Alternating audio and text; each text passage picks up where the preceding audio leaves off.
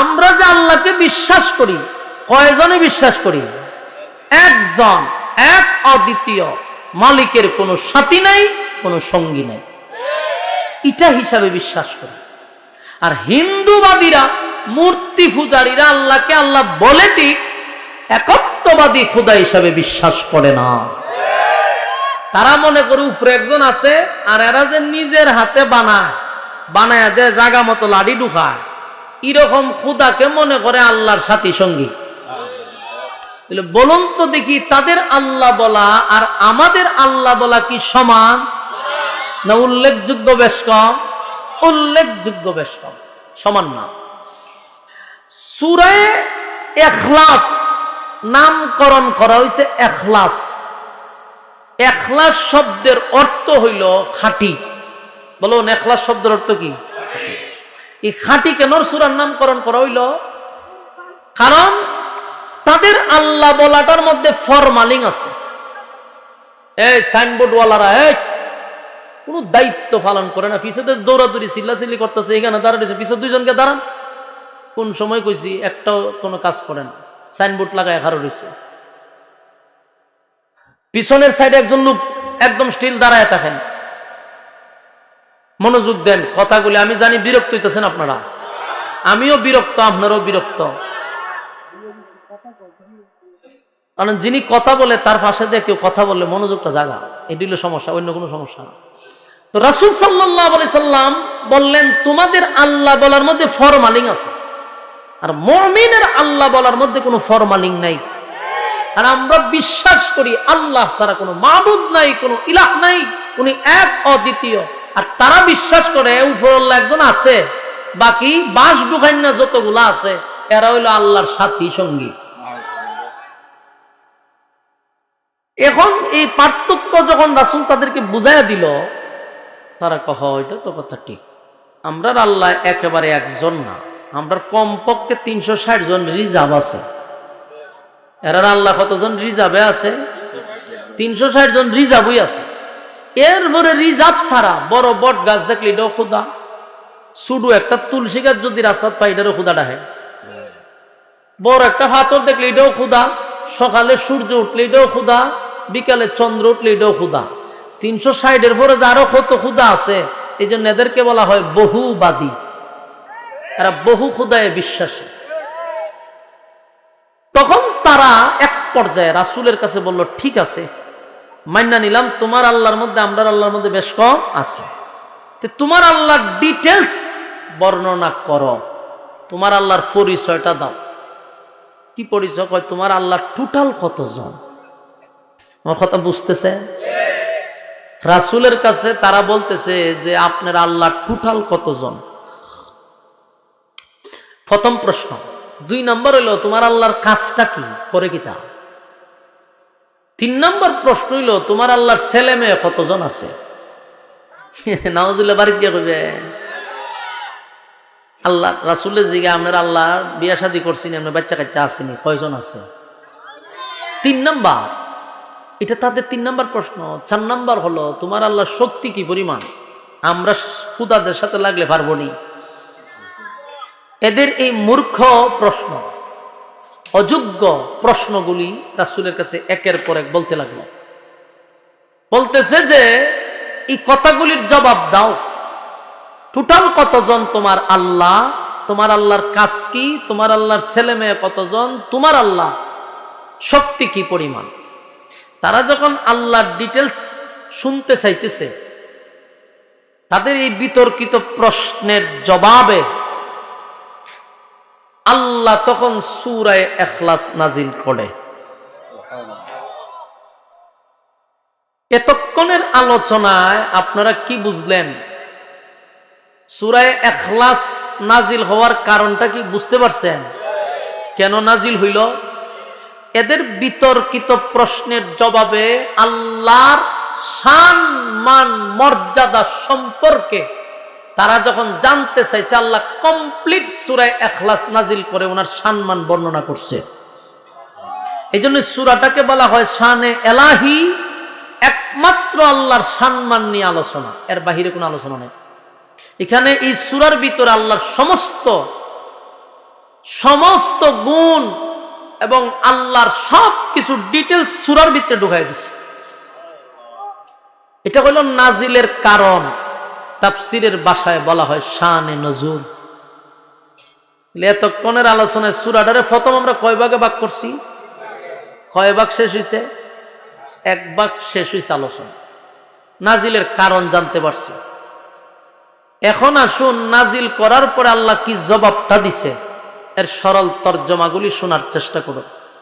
আল্লাহ তখন বলেন, কুল হুয়াল্লাহু আহাদ আল্লাহুস সামাদ লাম ইয়ালিদ ওয়া লাম ইউলাদ ওয়া লাম ইয়াকুল লাহু কুফুয়ান আহাদ।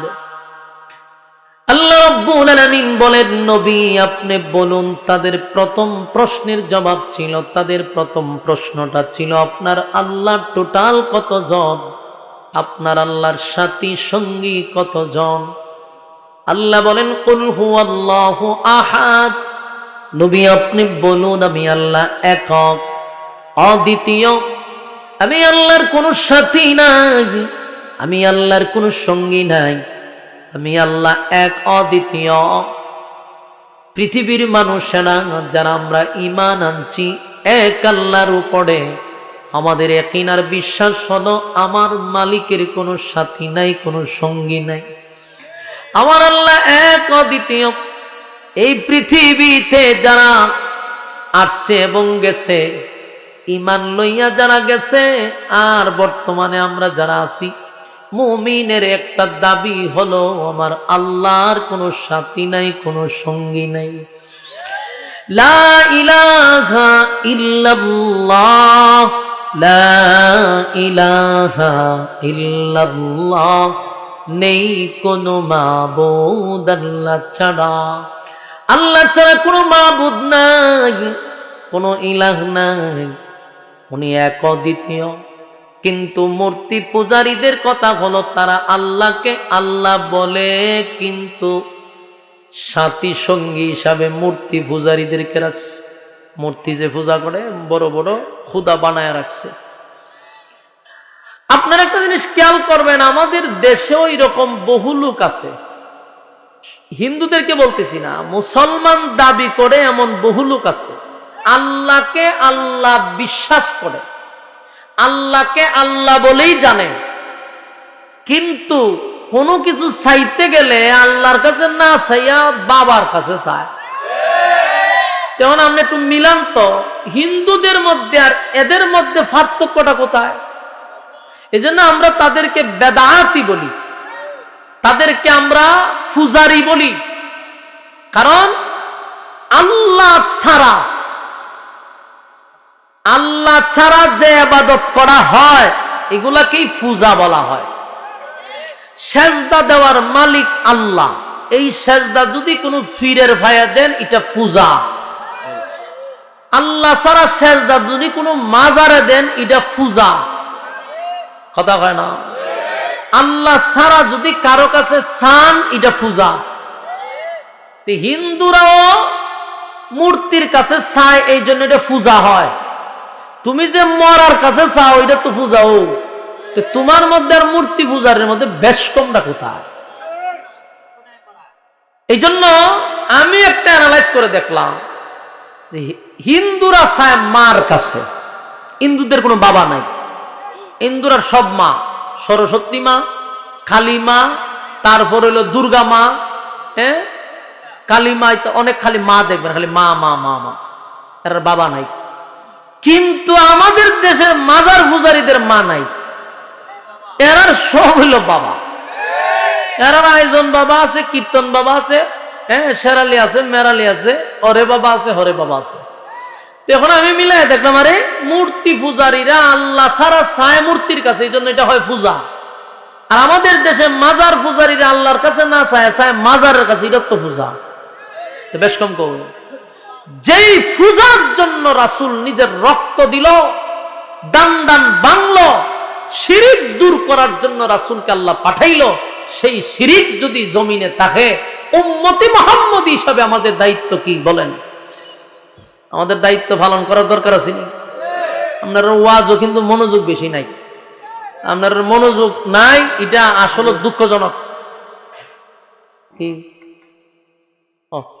একটু মনোযোগ দেন, আমি আলোচনা শেষ করি। কারণ আমার যতটুক ধারণা যে আমার ওয়াজই আপনারা পছন্দ হইতেছে না, আর আমি ভাই গিচ্ছা কাহিনী বলতেও পারি না। আমরা সিলেটটা মানুষ, বড় হয়েছি সিলেটে, আমরা ওখান থেকে ওয়াজ করি যে পুস্টার একটা বিষয় লিখা দিয়ে দেয়, বিষয় ভিত্তিক আয়াত নাম্বার লিখা দেয়, যেন আমরা অভ্যস্ত হয়ে গেছি। তা আমরা গিচ্ছা কাহিনী, কাল্পনিক কোনো ফিরের কাহিনী আমি কইতাম না। সুতরাং এই কারণে হয়তো আপনাদের কাছে একটু আনের্জি লাগতেছে, মানে আওয়াজে বুঝতেছি মনোযোগ নষ্ট। তা আমি ওয়াজ করি আমরা এইদিকে হিদিকে চাইতেন করে, তা আমি কেমনে বুঝতাম মনোযোগ দিতেছেন? আর 10-15টা মিনিট দেন, আমি যাইতেছি গা, মনোযোগ দেন। আল্লাহর রাসূল সাল্লাল্লাহু আলাইহি সাল্লামকে পাঠাইলো কেন? মূর্তি দূর করার জন্য, মূর্তি পূজারীদেরকে দুনিয়ার থেকে সরানোর জন্য, এই মূর্তি রাখার জন্য আল্লাহ রাসূলকে পাঠায় নাই। তো মূর্তি যদি সেজদা দিয়া, পাথরের নিচে সেজদা দিয়া যদি হয় পূজা, তাহলে একজন মরা মানুষের পায়ে সেজদা দেওয়া তো পূজা। তাহলে এই পূজা যারা করে এরা আবার আল্লাহকে আল্লাহই বলে না, আল্লাহর অন্য কিছু বলে? আল্লাহরে তারা আল্লাহই বলে। ঠিক হিন্দুরাও আল্লাহকে আল্লাহই বলে। বেশ কম কোথায় আল্লাহকে আল্লাহ বলে, ঠিক এক বলে বিশ্বাস করে না। এরা মনে করে উপরে আল্লাহ ঠিকই আছে, বাকি নিজের হাতে যারা বানাইছি এগুলো হলো সাথী সঙ্গী।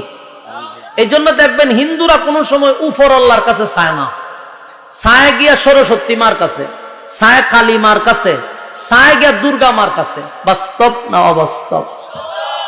চাওয়ার সময় কিন্তু উপর আল্লাহর কাছে চায় না। মুখ দিয়া বলে উপর আল্লাহ একজন আছে, বলেও উপর আল্লাহর কাছে চায় না, চায় মূর্তির কাছে।